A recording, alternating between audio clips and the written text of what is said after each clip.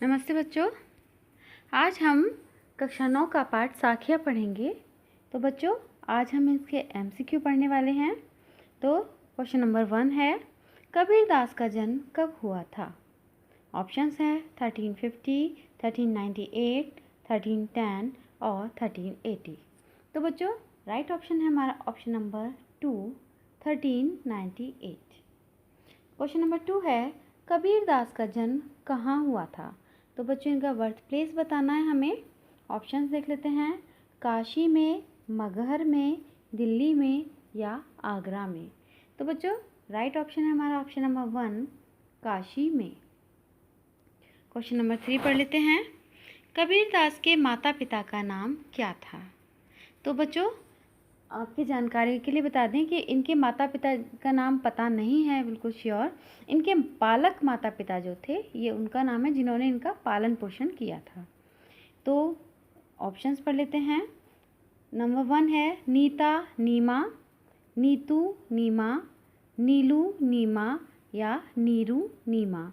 तो बच्चों right option है हमारा ऑप्शन नंबर 4, नीरू नीमा। क्वेश्चन नंबर 4 है, कबीरदास की पत्नी का नाम क्या था? ऑप्शंस हैं लोई, सविता, सरला या लाली।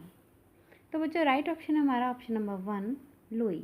कबीरदास जी की पत्नी का नाम था लोई। प्रश्न नंबर 5 पढ़ते हैं, कबीरदास के कितनी संतानें थी? बच्चों इनके कितने बच्चे थे हमें ये बताना है। ऑप्शंस है 1, 2, 3 या 4। तो बच्चों राइट ऑप्शन हो जाएगा ऑप्शन नंबर 2, 2। इनके 2 संतानें थी, एक पुत्र और एक पुत्री। तो अब पढ़ते हैं प्रश्न नंबर 6, कबीरदास की संतानों का नाम क्या था? जो इनके बच्चे थे उनके क्या क्या नाम थे वो हमें बताना है। तो ऑप्शंस हैं रुमाल रुमाली, काला काली, कमाल कमाली, बादल बदली। तो बच्चों राइट ऑप्शन है हमारा ऑप्शन नंबर 3, कमाल और कमाली। इनके पुत्र का नाम कमाल था और इनकी पुत्री का नाम था कमाली। प्रश्न नंबर 7 है, कबीरदास जी ने कहाँ तक शिक्षा ग्रहण की थी? यानी कि इनकी क्वालिफिकेशन कितनी थी हमें ये बताना है। ऑप्शंस देख लेते हैं, हाई स्कूल, इंटर, बीए या निरक्षर। तो बच्चों कबीरदास जी बिल्कुल भी पढ़े लिखे नहीं थे, तो यहाँ पर हमारा राइट ऑप्शन हो जाएगा ऑप्शन नंबर 4, निरक्षर। इन्हें अक्षर ज्ञान नहीं था। प्रश्न नंबर 8 देखते हैं, कबीरदास जी ने अपनी रचनाओं में किस भाषा का प्रयोग किया है? किस भाषा में इन्होंने अपनी रचनाएं की हैं या रचनाएं रची हैं? तो ऑप्शंस देख लेते हैं, फारसी, बंगाली, अंग्रेज़ी या सदुक्कड़ी। तो राइट ऑप्शन है बच्चों हमारा ऑप्शन नंबर 4, सदुक्कड़ी भाषा। दरअसल ये पढ़े लिखे नहीं थे, तो ये सिर्फ सदुक्कड़ी भाषा में दोहे या अपनी रचनाओं को गाया करते थे और इनके जो अनुयायी थे उन्होंने उनको लिपिबद्ध कर लिया था, यानी कि उनको नोट कर लिया था। नेक्स्ट क्वेश्चन देखते हैं, कबीरदास जी की मृत्यु किस सन में हुई? ऑप्शंस हैं सन 1518, सन 1418, 1318 और 1218। तो बच्चों राइट आंसर है इसका आंसर नंबर 1, 1518 में इनकी डेथ हुई थी। तो बच्चों अब पढ़ते हैं प्रश्न नंबर 10, कबीरदास जी की मृत्यु किस स्थान पर हुई? यहाँ पर हमें इनका डेथ प्लेस बताना है, कहाँ पर इनकी मृत्यु हुई थी। तो ऑप्शंस देख लेते हैं, काशी उत्तर प्रदेश, इलाहाबाद उत्तर प्रदेश, लखनऊ उत्तर प्रदेश या मगहर उत्तर प्रदेश। यानी कि ये तो श्योर है कि इनकी मृत्यु उत्तर प्रदेश में हुई है, लेकिन उस स्थान का नाम हमें आइडेंटिफाई करना है। तो बच्चों राइट ऑप्शन है हमारा ऑप्शन नंबर 4, मगहर उत्तर प्रदेश। अब पढ़ते हैं प्रश्न नंबर 11, कबीरदास जी किस परंपरा के कवि हैं? तो बच्चों बहुत सारी काव्य परंपराएं हमारे यहाँ पर प्रचलित हैं। निर्गुण ब्रह्म की उपासना करते हैं कुछ लोग सगुण ब्रह्म की उपासना करते हैं। तो इनमें से हमें चूज़ करना है। तो ऑप्शंस पढ़ लेते हैं, निर्गुण संत परंपरा, सगुण संत परंपरा, जैन धर्म या बौद्ध धर्म। तो बच्चों राइट ऑप्शन है हमारा ऑप्शन नंबर 1, निर्गुण संत परंपरा। ये किसी भी एक ईश्वर को, सगुण ईश्वर को नहीं मानते थे। इनका मानना था कि ईश्वर सभी जगह व्याप्त हैं। अब पढ़ते हैं प्रश्न नंबर 12। कबीर दास जी की रचना नहीं है। ऑप्शंस देख लेते हैं। साखी, सबद, रामायणी, वाक। तो बच्चों राइट ऑप्शन है हमारा ऑप्शन नंबर 4 वाक, क्योंकि साखी, सबद, रामायणी ये तीनों कबीर दास जी की रचना है, लेकिन वाक जो हमारा 9th में एक दूसरा चैप्टर है और ये ललद्यत की रचना है। अब पढ़ते हैं क्वेश्चन नंबर 13। कबीर दास जी की रचनाओं का प्रामाणिक संग्रह कहलाता है। तो बच्चों बहुत सारे कवियों ने इनकी रचनाओं का संकलन किया है, लेकिन एक बुक है जिस जैसे ऑथेंटिक बुक माना जाता है कि वहाँ पर कबीर दास जी की रचनाएं हैं, उसका नाम हमें बताना है। ऑप्शंस देख लेते हैं। बीजक, दोहा, सोरठा या चौपाई। तो बच्चों राइट ऑप्शन है हमारा ऑप्शन नंबर 1 बीजक। कबीर दास जी की सारी रचनाएं बीजक नाम की एक पुस्तक में संकलित हैं, और ये दोहा, सोरठा, चौपाई ये काव्य की विधाएं हैं, ये किसी पुस्तक का नाम नहीं है। तो अब पढ़ते हैं क्वेश्चन नंबर 14। प्रथम साखी में मानसरोवर शब्द का अर्थ बताइए। अर्थ है, तो ऑप्शन देख लेते हैं। मन रूपी सरोवर, मानसरोवर झील, 1 और 2 दोनों, या दोनों में से कोई नहीं। तो बच्चों राइट ऑप्शन है हमारा ऑप्शन नंबर 3 1 और 2 दोनों, क्योंकि व्याख्या के हिसाब से प्रथम साखी में मानसरोवर के 2 अर्थ आए हैं। एक है मन रूपी सरोवर और दूसरा है मानसरोवर झील। तो अब पढ़ते हैं प्रश्न नंबर 15। सब विष अमृत किस प्रकार हो सकते हैं। कबीर दास जी ने एक साखी लिखी है, सब विष अमृत होए। तो अब यहाँ पर ये पूछ रहे हैं किस तरीके से सारे विष अमृत हो सकते हैं। ऑप्शंस देख लेते हैं। प्रेमी को प्रेमी मिल जाने पर, भक्त को ईश्वर मिल जाने पर, 1 व 2 दोनों, या उपरोक्त में से कोई नहीं। तो बच्चों यहाँ पर भी हमारा राइट ऑप्शन होगा ऑप्शन नंबर 3 1 और 2 दोनों, क्योंकि साखी के हिसाब से है प्रेमी को प्रेमी मिले, और उसका अर्थ जब हम पढ़ते हैं तो उसका अर्थ आता है समझ में कि जब भक्त को ईश्वर मिल जाए तब। तो इसका ऑप्शन 1 और 2 दोनों ही सही हैं। अब पढ़ते हैं प्रश्न नंबर 16। कबीर दास जी ने हाथी शब्द किसके लिए प्रयुक्त किया है। इनकी एक साखी है, हस्ती चढ़िए ज्ञान को सहज दुलीचरदार। तो यहाँ पर जो हस्ती शब्द है उसका अर्थ होता है हाथी। ये हाथी शब्द किसके लिए प्रयुक्त किया गया है। ऑप्शंस देख लेते हैं। वास्तविक हाथी के लिए, ज्ञान के लिए, सम्मान के लिए, या घमंड के लिए। तो बच्चों राइट ऑप्शन है हमारा ऑप्शन नंबर 2 ज्ञान के लिए। यहाँ पर इन्होंने ज्ञान के लिए हस्ती शब्द यानी कि हाथी शब्द का प्रयोग किया है। प्रश्न नंबर 17 है, दुलीचा का अर्थ बताइए। इसमें एक लाइन और आई है, एक शब्द आया है सहज दुलीचा डार। तो यहाँ पर दुलीचा शब्द का अर्थ हमें बताना है। ऑप्शंस देख लेते हैं। चारपाई, चौकी, कालीन, या उपरोक्त में से कोई नहीं। तो बच्चों राइट ऑप्शन हो जाएगा हमारा ऑप्शन नंबर 3 कालीन। एक प्रकार का कालीन होता है जिसको हाथी की पीठ पर, हाथी की कमर पर डाला जाता है बैठने से पहले, उसको दुलीचा कहा जाता है। अब पढ़ते हैं प्रश्न नंबर 18। ज्ञान रूपी हाथी की सवारी करने के लिए किस दुलीचे को डालना चाहिए। यदि व्यक्ति को ज्ञान रूपी हाथी की सवारी करनी है तो उसके लिए कौन सा दुलीचा आवश्यक है। तो ऑप्शंस देख लेते हैं। सहजता रूपी दुलीचा, मखमल का दुलीचा, सूती कपड़े का दुलीचा, या घमंड का दुलीचा। तो बच्चों राइट ऑप्शन हो जाएगा हमारा ऑप्शन नंबर 1 सहजता का दुलीचा, सहजता रूपी दुलीचा। नेक्स्ट क्वेश्चन पढ़ते हैं। कबीर दास जी संसार को किसके समान बताते हैं। ऑप्शंस हैं बंदर के समान, गधे के समान, कुत्ते के समान, या उपरोक्त तीनों के समान। तो बच्चों राइट ऑप्शन है हमारा ऑप्शन नंबर 3 कुत्ते के समान। कबीर दास जी कहते हैं स्वान रूप संसार है, भूखन दे झक मारे। तो स्वान मीन्स होता है कुत्ता, तो यहाँ पर इसका अर्थ हुआ कुत्ते के समान। नेक्स्ट क्वेश्चन देख लेते हैं बच्चों। स्वान शब्द का अर्थ बताइए। देखिए अभी अभी ये वाली हमने साखी क्लियर की थी, तो स्वान शब्द का अर्थ बताना है। ऑप्शंस देख लेते हैं। हंस, मोर, कुत्ता, या गधा। तो बच्चों राइट ऑप्शन हो जाएगा हमारा ऑप्शन नंबर 3 कुत्ता। कुछ लोग इसको हंस भी मान लेते हैं, लेकिन बच्चों स्वान को इंग्लिश में हंस कहा जाता है और संस्कृत में स्वान को कुत्ते को स्वान कहा जाता है। प्रश्न नंबर 21 पढ़ते हैं। सारा संसार किस कारण भुलावे में है? पक्ष विपक्ष के कारण, भक्ति के कारण, आपसी प्रेम के कारण या कबीरदास के कारण? तो बच्चों राइट ऑप्शन हो जाएगा ऑप्शन नंबर 1, पक्ष विपक्ष के कारण। यानी कि लोग अपने धर्म के पक्ष में हमेशा दूसरे के धर्म को नीचा दिखाने की कोशिश करते रहते हैं और इसी कारण भुलावे में जी रहे हैं। नेक्स्ट क्वेश्चन है बच्चों, सुजान संत कौन है? ऑप्शंस देख लेते हैं। पूजा पाठ में आडंबर करने वाला, ऊंचे कुल में जन्म लेने वाला, निष्पक्ष होकर हरि का भजन करने वाला या उपरोक्त में से कोई नहीं। तो आडंबर कहा जाता है बच्चों बहुत ज़्यादा दिखावा करना, तो ये तो नहीं हो सकता है संत। ऊंचे कुल में जन्म लेने वाला भी नहीं है क्योंकि इसका भी विरोध किया है कबीरदास जी ने। तो ऑप्शन नंबर 3 हमारा सही आंसर हो जाएगा, निष्पक्ष होकर भजन करने वाला। नेक्स्ट क्वेश्चन पढ़ते हैं।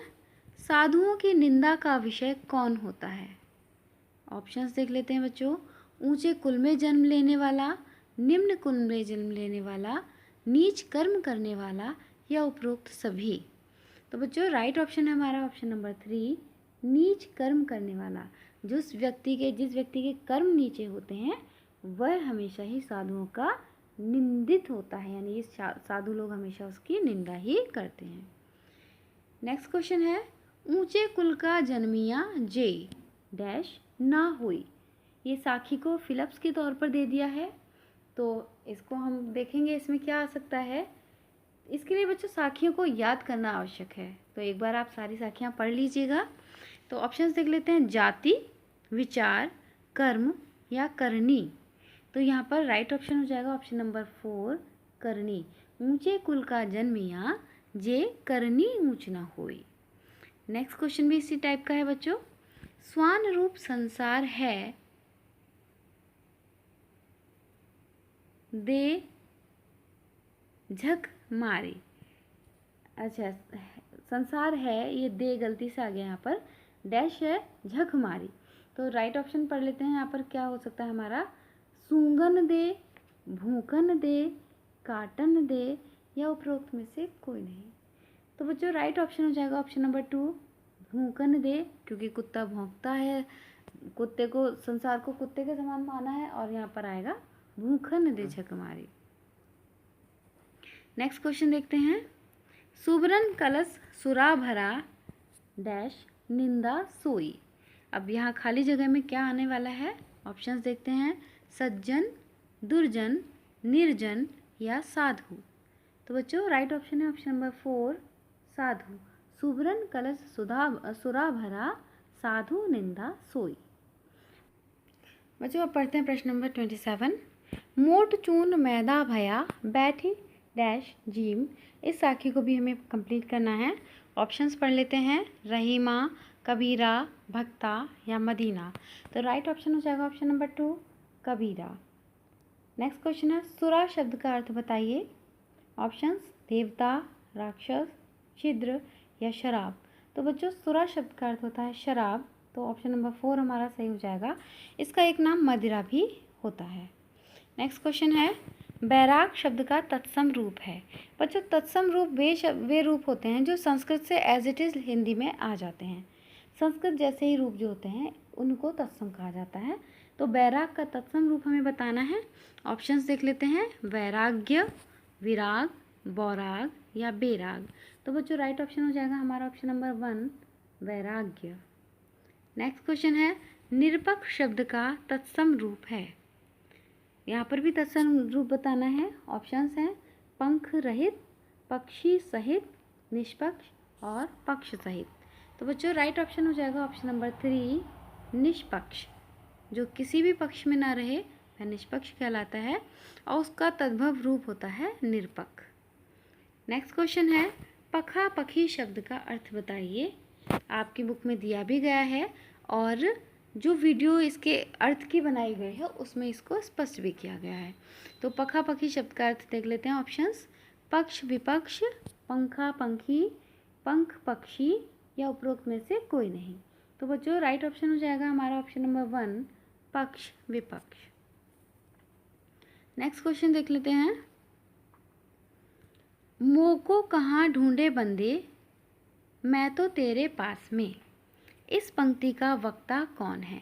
वक्ता कहते हैं बच्चों कौन इस लाइन को कह रहा है, इस लाइन को कहने वाला कौन है? तो ऑप्शंस देख लेते हैं। कबीरदास, ईश्वर, भक्त या जनता। तो बच्चों इसके अर्थ से ही क्लियर हो रहा है कि ये ईश्वर कह रहे हैं, तो राइट ऑप्शन हो जाएगा हमारा ऑप्शन नंबर 2, ईश्वर। क्वेश्चन नंबर 33 देख लेते हैं। दूसरे शब्द में कबीरदास जी ने किसके आने का वर्णन किया है? ऑप्शंस मेहमान, अनजान लोग, तूफान या ज्ञान की आंधी। तो बच्चों राइट ऑप्शन हो जाएगा ऑप्शन नंबर 4, ज्ञान की आंधी। प्रश्न नंबर 34 देखते हैं। थूनी शब्द का अर्थ है। बच्चों दूसरे शब्द में ही थूनी नाम का एक शब्द आया है जिसका मीनिंग हमें बताना है। तो ऑप्शंस देख लेते हैं। स्तंभ, खंबा, टेक या उपरोक्त तीनों।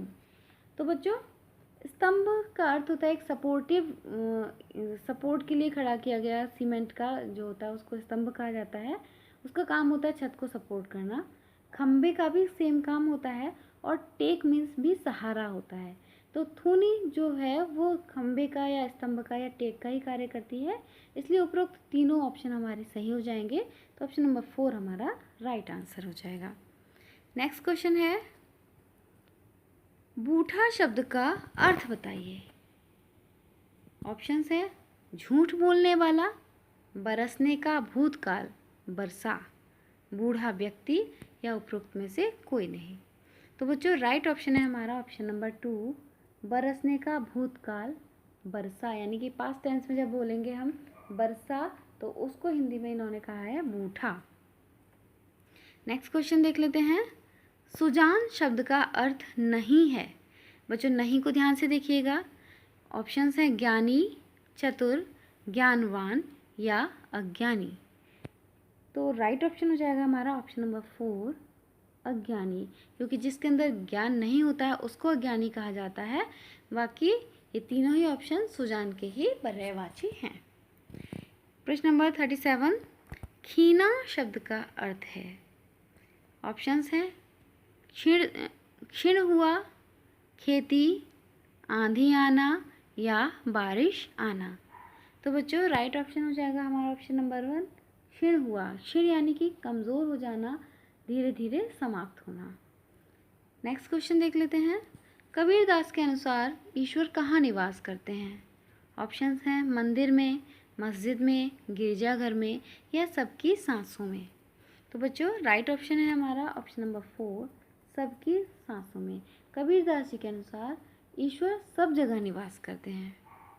नेक्स्ट क्वेश्चन है, प्रथम शब्द में कवि का कौन सा भाव स्पष्ट होता है? ऑप्शंस देख लेते हैं। भक्ति भाव, बाह्य आडंबरों का विरोध, वैज्ञानिक सोच या सामाजिक अनुकूलता। तो बच्चों राइट ऑप्शन हो जाएगा हमारा ऑप्शन नंबर 2, बाह्य आडंबरों का विरोध। प्रथम शब्द में कबीरदास जी आडंबरों का विरोध करते हैं। वो कहते हैं कि मुझे मंदिर मस्जिद में ढूंढने की आवश्यकता नहीं है, मैं तो हर व्यक्ति की सांस में विद्यमान हूँ। प्रश्न नंबर 40 देख लेते हैं।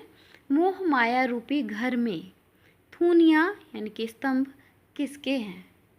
थूनियों का कार्य कौन करता है मोह माया रूपी घर में? तो ऑप्शंस देख लेते हैं। प्रेम और घृणा, राग द्वेष, सम्मान और आदर या हित चित।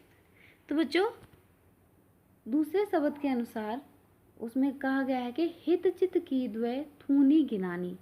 तो जो दो थूनियाँ हैं, जो स्तंभ हैं, वो हित चित के हैं, यानी कि ऑप्शन नंबर 4 हमारा राइट आंसर हो जाएगा। तो बच्चों अब पढ़ते हैं प्रश्न नंबर 41। देवल शब्द का तत्सम रूप बताइए। ऑप्शंस हैं देवाल, देवालय, द्वाल या उपरोक्त कोई नहीं। तो बच्चों राइट ऑप्शन है ऑप्शन नंबर 2, देवालय अर्थात मंदिर। क्वेश्चन नंबर 42 है, ज्ञान रूपी आंधी आने पर क्या उड़ जाता है? ऑप्शंस हैं कपड़े, पत्ते, भ्रम रूपी टाटी या भ्रम रूपी कांटे। तो बच्चों राइट ऑप्शन है ऑप्शन नंबर 3, भ्रम रूपी टाटी। वो जो टाटी कहा जाता है, एक तरीके से लकड़ी की बाउंड्री बनाई जाती है झोंपड़ी के चारों ओर, उसको टाटी कहा जाता है। प्रश्न नंबर 43, छानी शब्द का अर्थ बताइए। ऑप्शंस हैं छप्पर, छाता, छानना या छीनना। तो बच्चों राइट ऑप्शन है ऑप्शन नंबर 1 छप्पर। लकड़ी से बनी हुई छत जो घास फूस से बनाई जाती है उसको छप्पर कहा जाता है। नेक्स्ट क्वेश्चन है, भांडा फूटना मुहावरे का अर्थ है। ऑप्शंस हैं बर्तन फूट जाना, भेद खुल जाना, एक व दो दोनों या दोनों में से कोई नहीं। तो बच्चों राइट ऑप्शन है हमारा ऑप्शन नंबर 2 भेद खुल जाना। नेक्स्ट क्वेश्चन है, कबीर किस से दूर रहने का संदेश देते हैं। ऑप्शंस हैं धर्म से, धार्मिक आडंबरों से, ईश्वर भक्ति से या मित्रों से। तो बच्चों राइट ऑप्शन हो जाएगा हमारा ऑप्शन नंबर 2 धार्मिक आडंबरों से। क्वेश्चन नंबर 46, आई ज्ञान की आंधी रे, यहाँ कौन सा अलंकार है। ऑप्शंस है उत्प्रेक्षा, यमक, अनुप्रास या रूपक। तो बच्चों राइट ऑप्शन हो जाएगा यहाँ पर ऑप्शन नंबर 4 रूपक, क्योंकि यहाँ पर ज्ञान को ही आंधी मान लिया गया है। ज्ञान में आंधी का भेद रहित आरोप होने के कारण यहाँ पर रूपक अलंकार है। नेक्स्ट क्वेश्चन है, जुगति शब्द का तत्सम रूप बताइए। ऑप्शंस है युक्ति, जागृति, जो आती या जुड़ी गति। तो बच्चों राइट ऑप्शन हो जाएगा हमारा ऑप्शन नंबर 1 युक्ति। युक्ति यानी तरीका, इसको तद्भव रूप जब इसका होता है उसमें जुगति बोला जाता है। क्वेश्चन नंबर 48 है, काया का कपट रूपी कूड़ा कब शरीर से बाहर निकल जाता है। ऑप्शंस हैं सफाई करने पर, पूजा करने पर, मंदिर जाने पर या हरि की गति जानने पर। तो बच्चों कबीरदास जी के अनुसार कूड़ कपट काया का निकस्या हरि की गति जब जानी, यानी कि जब व्यक्ति हरि की, ईश्वर की गति जान जाता है, ईश्वर को पहचान जाता है, तब उसके काया का कपट रूपी कूड़ा शरीर से बाहर निकल जाता है। तो ऑप्शन नंबर 4 हमारा राइट आंसर हो जाएगा। तो बच्चों इस पार्ट से कोशिश की गई है कि कोई भी चीज़ ना छूटे, सभी प्रश्नोत्तर आपके लिए बनाए जाएं। आशा है आपके लिए बहुत उपयोगी सिद्ध होगी ये वीडियो। अगर आपको मेरी वीडियो अच्छी लगी हो तो इसको लाइक और सब्सक्राइब ज़रूर करें। धन्यवाद।